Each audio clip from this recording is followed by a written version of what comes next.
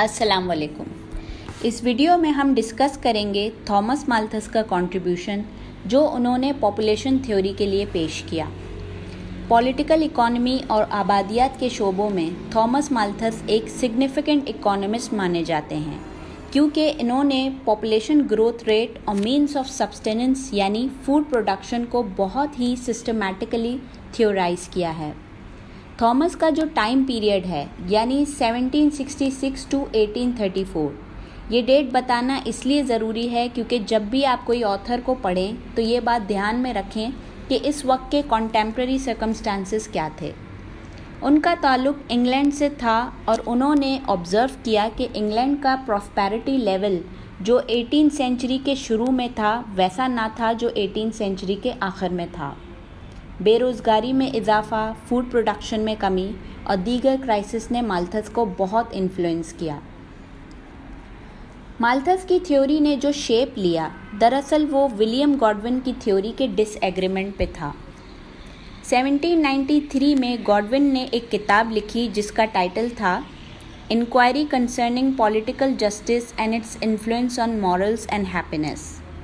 Godwin basically एक utopian था और यूटोपियन वो लोग होते हैं जो इस बात पर यकीन रखते हैं कि सोसाइटी एक दिन बिल्कुल हेवन बन जाएगी, बशर्त ये कि गवर्नमेंट इंटरवेंशन के ज़रिए चीज़ों को प्रॉपर डायरेक्शन में लाया जाए, यानी सोसाइटी में पैदा होने वाले क्राइसिस अवर्ट हो सकते हैं। Malthus was disturb with his views क्योंकि जिन सर्कमस्टेंसेस को माल्थस ने ऑब्ज़र्व किया इनका डिसएग्रीमेंट गॉडविन से था। माल्थस ने 1798 में एक किताब लिखी essay on principle of population as it affects future improvement of the society. इसमें इन्होंने बताया कि पॉपुलेशन ज्योमेट्रिक प्रोग्रेशन में बढ़ती है यानी डबल होती जाती है, जैसे 1 to 2, 2 to 4, 4 to 8, 8 to 32, 32 to 64, 64 to 128, 128 to 256। इसके बरक्स बढ़ती हुई आबादी की नीड्स को कैटर करने के लिए फूड प्रोडक्शन अरिथमेटिक प्रोग्रेशन में बढ़ते हैं, यानी ये रेट स्टेडी रहते हैं, जैसे 1 2 3 4 5 6 7 8 9, यानी ओवर अबंडेंट पॉपुलेशन के लिए फूड सप्लाई नाकाफ़ी रह जाते हैं। इसलिए माल्थस का मानना था कि अगर हम खुद प्रिवेंशन नहीं लेते तो we are heading for the crisis. अब सवाल ये पैदा होता है कि माल्थस ने किस प्रोफेसी पर अपनी इस थ्योरी को प्रोपोन्ड किया और फूड अवेलेबिलिटी कम हो जाने पर क्राइसिस क्यों आ गए, वो हम इनके दिए गए अजम्पशन से देखते हैं। पहला अजम्पशन ये है birth rate will continue to remain high, यानी शराय पैदाइश हमेशा कांस्टेंट रहती है। Number 2, prosperity has direct relation with population growth, यानी जब जब लिविंग स्टैंडर्ड्स रेज होंगे, health and hygiene conditions improve होंगी, डिजीज़ कंट्रोल होंगी, तब तब डेथ रेट कम होता जाएगा। Number 3, agriculture production is subject to diminishing returns, यानी फूड अवेलेबिलिटी कम हो जाएगी और यूं ज्योमेट्रिक एंड अरिथमेटिक प्रोग्रेशन का जो गैप है वो वाइड होता चला जाएगा और सोसाइटी क्राइसिस की जद में आ जाएगी। वो क्राइसिस फेमाइन भी हो सकती हैं, वाइस, मिसरी, हंगर, डिजीज़ भी हो सकती हैं, जिनकी वजह से सोशल इवेल्स जनरेट होंगे जो जंगी हालात पैदा कर देंगे। नतीजा ये निकलेगा कि कुदरती तौर पर पॉपुलेशन किसी हद तक चेक में रहेगी। इन क्राइसिस को माल्थस ने पॉजिटिव चेक्स का नाम दिया जो कि नेचर की तरफ से आते हैं, जिसका इंसानों को नेगेटिव तरीके से सामना करना पड़ता है। पॉजिटिव चेक्स की नौबत ना आए इसलिए माल्थस ने ह्यूमन सोसाइटी को सजेस्ट किया कि वो प्रिवेंटिव चेक्स अपनाएं, जैसे लेट मैरिजेस, सेल्फ रिस्ट्रेंट और बर्थ कंट्रोल स्ट्रैटेजी को प्रैक्टिस करें। साइंस ऑफ एवोल्यूशन के बानी चार्ल्स डार्विन के लिए माल्थस का नज़रिया आबादी प्रिंसिपल इंस्पिरेशन बना और उन्होंने यह अख़ज़ किया कि अगर हद से ज़्यादा आबादी को खाने की किल्लत का सामना हो तो ये हालात इंसानों को ज़िंदा रहने के लिए एक ना ख़त्म होने वाले स्ट्रगल में मुब्तला कर देते हैं। यानी भूख, अफलास, गुर्बत और वबा की सूरत में आबादी का सिर्फ वो हिस्सा सर्वाइव कर पाएगा जो माशी तौर पर फ़ाल और मजबूत क़ुव्वत मुदाफ़त का हामिल होगा, और वो तबका जो डिज़ायरेबल ट्रेड्स ना रखता हो वो क्राइसिस की जद में आकर फना हो जाएगा। This is evolution through natural selection. Darwin की तरह थॉमस माल्थस के और भी सपोर्टर्स मौजूद हैं जिन्होंने हिस्टोरिकल इवेंट्स को माल्थुसियन एविडेंस के तौर पर एक्नॉलेज किया।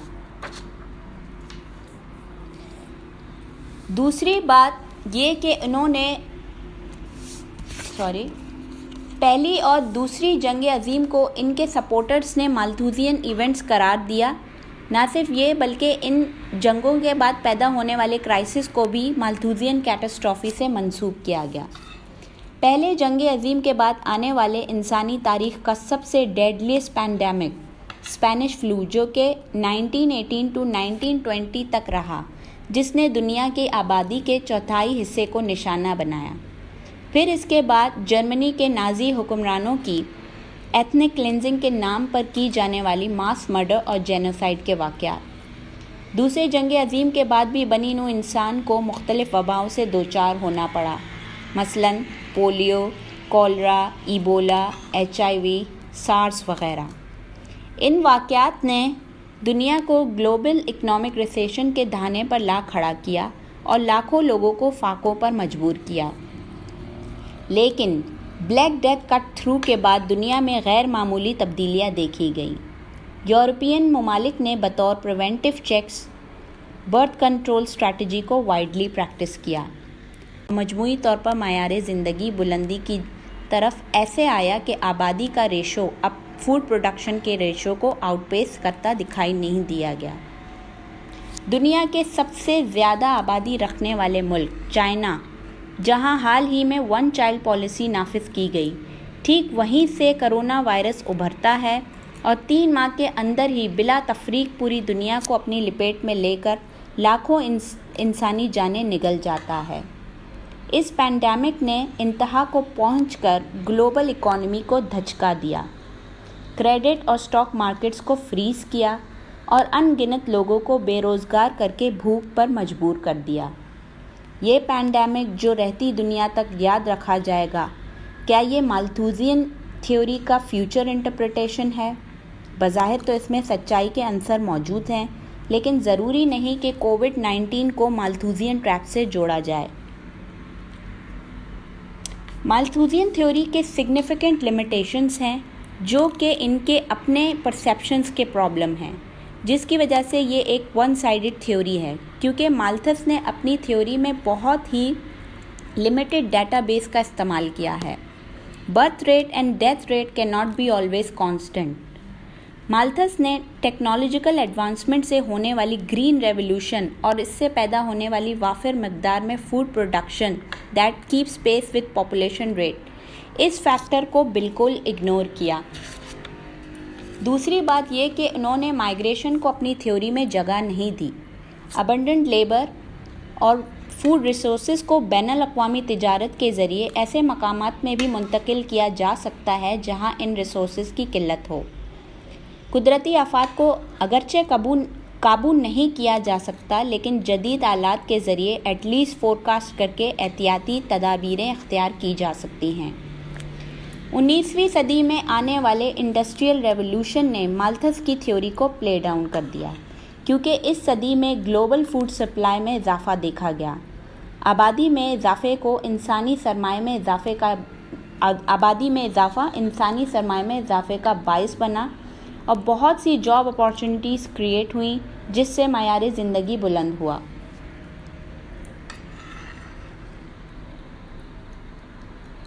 मेरी ज़ाती राय ये है कि कोविड-19 वो पॉजिटिव चेक नहीं जिसका जिक्र माल्थस ने अपनी थ्योरी में किया, बल्कि ये एक रिमाइंडर है जिसने बहुत ही इम्पॉर्टेंट एस्पेक्ट की तरफ हमारी सोच को डाइवर्ट किया कि इंसानी दिमाग सोचे कि इसको किस तरह अच्छी और बैलेंस ज़िंदगी बसर करने के लिए पॉजिटिव सेट ऑफ चॉइसेस का इंतखाब करना है।